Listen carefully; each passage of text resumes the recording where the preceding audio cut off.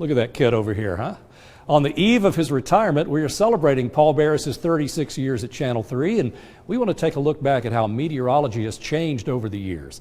David Carnes takes us all the way back to the 70s when Paul started, when forecasting a hot day outside just meant taping a picture of the sun on a map. I told everybody I was going to become a meteorologist when I got into high school. And they go, why would you want to study meteors?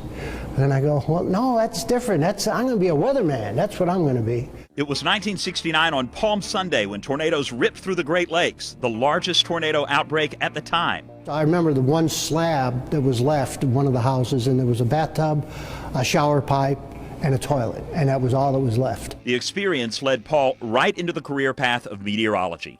I started reading everything I could about tornadoes, and there wasn't that much to read because we didn't know that much about them. 4 years of math and science in high school and a degree at Northern Illinois University made it all official, and soon the job search was underway. That was the hard part. I thought I'd work for the Weather Service, the National Weather Service, but that didn't happen. So I got a job at a private weather service. But it's safe to say that the job of forecasting has changed over the years. The fellow who worked there had his own technique in forecasting. It is absolutely nothing like we use today. It's not even close. It's a totally another world. And remember, there were no computers there at all. There were none. So we got maps off this fax machine that would go zzz, and it would slowly come out, and we'd get these maps, 24 hours a day, and we'd look at them. We'd look at the upper air charts, and we had to look at the charts, and we had to draw everything on the charts, and what we called at those times, we called it progging it out. We would move the troughs or the disturbances in the atmosphere and push them off towards the east to try and figure out when they were coming. Meteorology has taken Paul to Washington, North Carolina, Cleveland, Ohio, and right here to Chattanooga, Tennessee. And don't forget to watch the Tennessee Valley's most accurate forecast every day on Channel 3. And through the years, his zip code is not the only thing to change. The biggest change is the equipment. And in those days, there were no magic weather maps on the wall with 18 different computer charts that we're going to show you. There was one.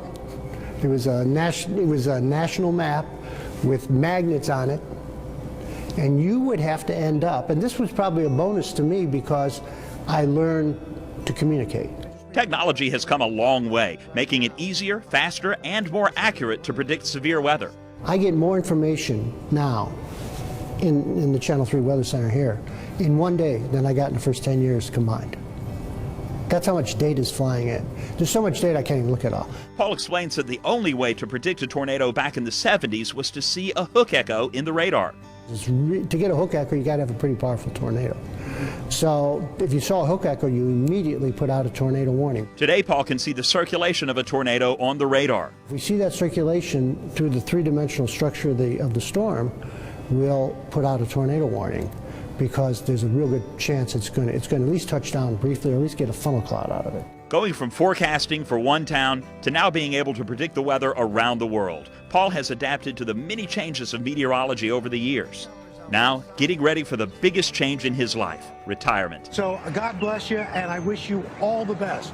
Mwah! Love you. In Chattanooga, David Carnes, Channel 3 Eyewitness News.